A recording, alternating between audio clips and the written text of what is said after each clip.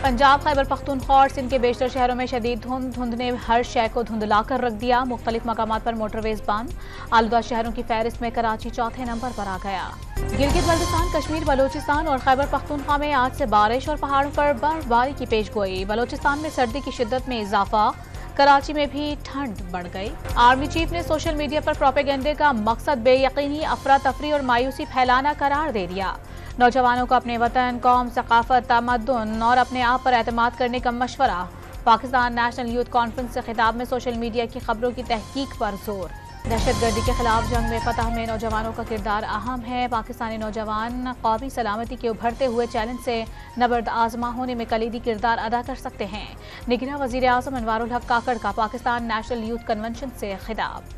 मुल्तान में PTI workers convention के दौरान सीनियर सियासतदान जावेद हाशमी की रिहाइशगाह पर पुलिस का छापा। आज़ाद उम्मीदवार और जावेद हाशमी के मुलाजिम को गिरफ्तार कर लिया। मुस्लिम लीग नून के कायद नवाज शरीफ ने निजाम बदलने का नारा लगा दिया। कौन कह सकता है आज का पाकिस्तान 2017 के पाकिस्तान से बेहतर है?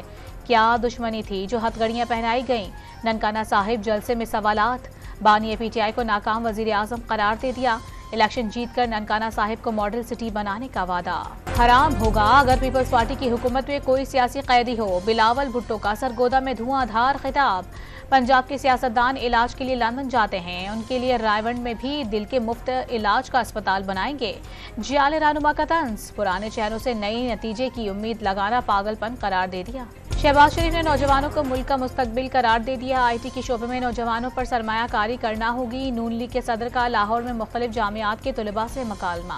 पाकिस्तान ने OIC में भारतीय शहर अयोध्या में बाबरी मस्जिद की जगह राम मंदिर की तामीर का मसला उठा दिया। अक़वाम मुत्तहिदा में पाकिस्तान के मंदूब मुनीर अकरम ने UN अलायंस फॉर सिविलाइजेशन को लिखे खत के मुंदरजात पेश किए।